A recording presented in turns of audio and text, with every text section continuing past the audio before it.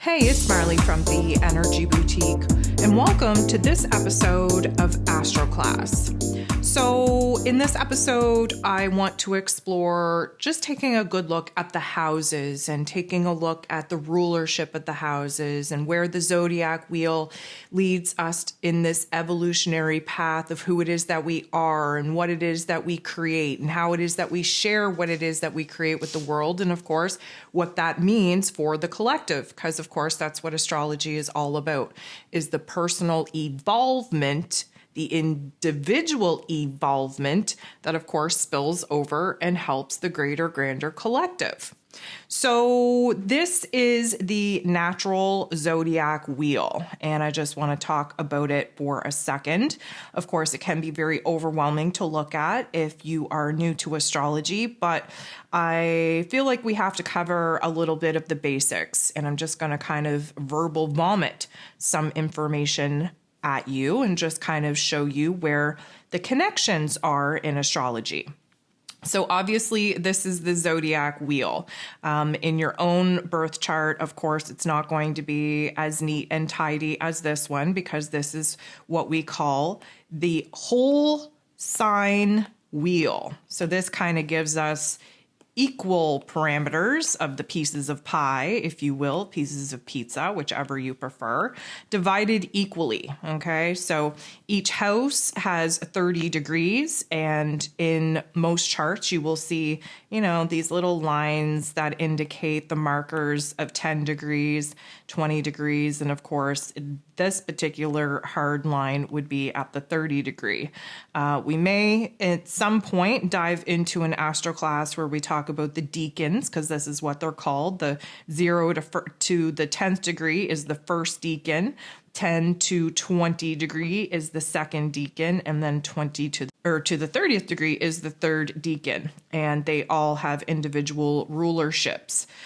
So that is something that we will definitely explore at another time.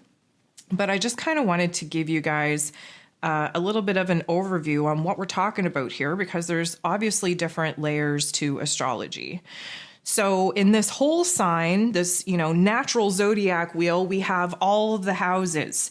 So you will very easily be able to kind of pinpoint what we're talking about when we say the first house or the sixth house or the ninth house. Now, generally speaking, first to 12 houses, they don't change. That's a system, a structure that doesn't change in astrology. These lines, however, will change in individual birth charts, especially in the Placidus layout.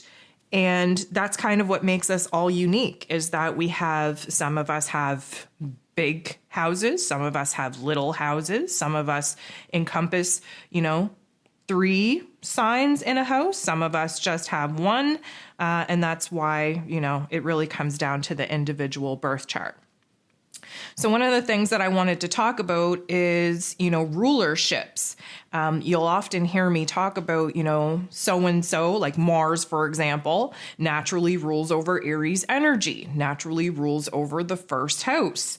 And, there's kind of a reason for it. We always kind of start at this first house because this is the spark, the seed, the ignition, if you will, of the soul. And what we do here is we try to figure out, who are we, right? What makes us us? How do we put ourselves out in the world? How are we seen?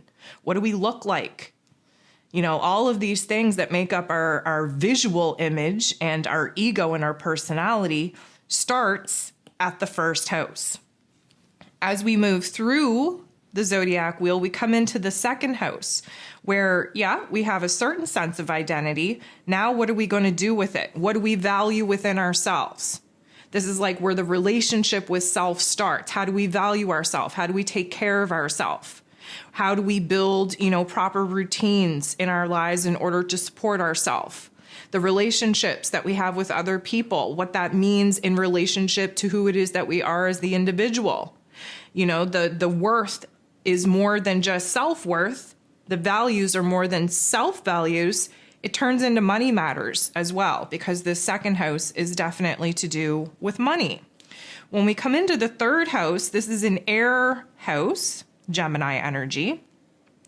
This is when we start to kind of process our surroundings and take in information and form opinions and learn how to communicate and express those opinions outward. The fourth house, although yes, connected to the home, to the family, to the foundation of who it is that we are, where it is that we come from. This is a lot of the time where generational trauma gets triggered and activated in self. It's also who it is that we are and what it is that we build in our life. The home and the family unit that we create, the foundations, the structures, the boundaries that we need in our lives in order to feel safe and secure, not only emotionally, but, in our physical realms as well. So the first to, let's say, the third house is the development of the ego. By the time we get to the fourth house, this is where we start sharing what it is that we've developed here with other people. Of course, home and family, great place to start. By the time we get to the fifth house, this is our heart space, this is our creativity, this is our romance, this is our passion. This is basically our raw, authentic selves. And it's how we take what it is that we've learned, what it is that we formed, who it is that we now are, and we stand in our individual expression. What we're going to create in this world, the mark that we're going to leave on ourselves, on our environment, on the people around us. It's ruled over by Leo. This is essentially where the sun rules, right? The sun is our life force energy. So we have to stand in the spotlight. What are we shining a bright light on? What is going to be our fingerprint that we leave on the world, and how we actually incorporate the things that we love in the day-to-day. When we get to the sixth house is our day-to-day lives. It's habits, it's routine, it's our mental health. It's where we take care of our physical health. It's where, we work, where we're of service to other people. We're really trying to give our established identity to other people, how we're sharing ourselves with the world, so to speak. What gets interesting is when we start taking a look and we start going this way in the chart, because this is how we are basically in the sixth house. It's where we're perfecting who it is that we are, what it is that makes us happy, where it is that we're coming from, our thoughts, our abilities to express those thoughts, the values that we have. And we're essentially bringing it to the world where we start to bounce what we've created off of other people.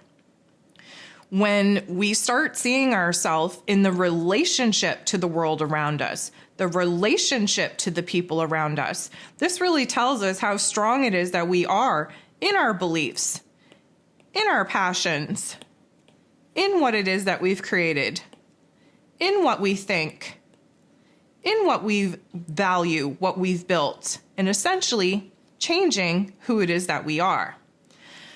This particular house is when we kind of have one foot in our own identity and one foot in the identity that we need to create to show up in the world. Now, this is a Libran ruled house. That's why things like scales, right? We talk about the scales needing to be balanced. We need to balance the scales between who it is that we are as an individual and who it is that we are in relationship to other people. We get a lot of aha moments here. This is basically when our shadow self gets triggered. Think of Libran energy. Think of, the scales being balanced between light and dark, between us and other people. Well, this is where the not so nice thoughts and feelings become illuminated, because we're starting to question who it is that we are in relationship to the world around us, in the relationship to other people. We end up in this eighth house, Scorpio ruled, where death needs to happen. Why? Because certain parts of us, especially our ego, needs to die in order for us to kind of elevate to a new level of awareness, of enlightenment. We need to constantly be tearing ourselves down to build ourselves up in a better way, which essentially is a rebirth of self. And that happens through a merging, a true transformation of the parts of us that we got illuminated aren't the happiest, go lucky, best suited qualities to share with the world around us. This is the toughest house for most people. This is also the house where we have one foot stuck in the 3D realm and the other foot is now in the spiritual realm. The Scorpio energy is where we merge through the death and rebirth, our ego and our higher self, our individuality and their connection with other people, our 3D human realm and the spiritual realm. Now, shit gets really dark in that 8th house. But what we look forward to is the light at the end of the tunnel, which is always Sagittarius. Sagittarian energy, it's a fire energy, so it brings us out of this watery, spiritual, transformational funk. And by the time we come out of the 8th house, we have a new truth, right? We've just kind of gone through the ringer. We have a new truth. We have a new perspective. We have a new, I'm going to say, bigger, broader picture on who it is that we are by aligning with our higher self, by tapping into the education, the skills, the knowledge that we've accumulated, not even just through like educational purposes, but like life experiences, right? This is where our spiritual knowledge comes from. And from that, we can gain a bigger, broader perspective, not only from where it is that we've come from, but where it is that we want to go. When we enter into the 10th house, this is kind of the peak, if you will, because see right here is where this dark line kind of divvies up the chart. So we start moving into basically the collective energy. This peak is how we're seen in life. This is normally connected to our career. This is the reputation that we have built through this entire experience of evolvement. And karmically speaking, this is essentially the roles and responsibilities that we have, that we carry, that are on our shoulders and in our heart space, that we feel we have to bring to the world.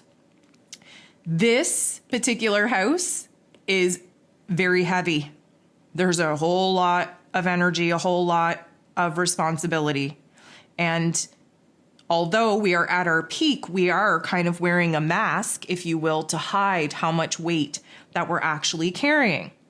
By the time we enter into the 11th house, it's ruled over by Aquarius energy. We'll get into the rulership here in a second. We are looking to free ourselves from all of the weight, the roles and responsibilities that we've realized are weighing on our shoulders and paralyzing us from the 10th house.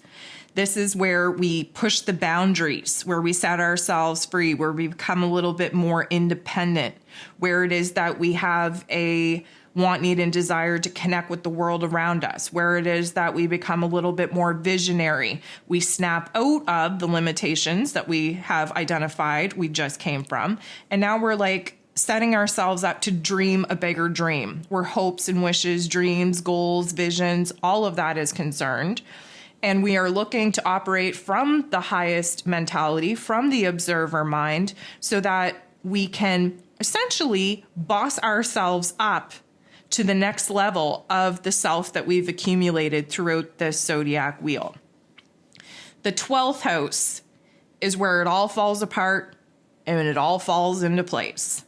This is our soul self, our emotional self, our spiritual self. It is where essentially things come to die, to end, to be brought full circle completion so we can figure out what needs to stay, what needs to go. This is the hidden realm of our emotions, of our intuition, of our experience, because it is the unconscious self. And there is a lot of self-sabotage, a lot of unlearning, a lot of undoing that has to happen, taking stock, taking an inventory before we start again in the first house of self. Now, keep in mind that healing and growth and evolution, it's a spiral. It starts linear through the very first cycle that we go through. So that would be a linear process. But we get here and then we level up to spiral again. This is why many of us go through the same life lessons over and over and over again, because essentially we have to level up. We get a solid foundation of who it is that we are, how we share ourselves, the skills, the talents, the worth, the values. Then we push the boundaries and see if we can do better. So I just wanted to bring, the evolutionary aspect to astrology to your attention. Now, I want you to take what it is that you've learned here today and just keep this in your mental plane, because I am going to do another astro class that kind of expands on what it is that we just covered. So thanks for tuning in, sending you nothing but love. We'll talk to you soon.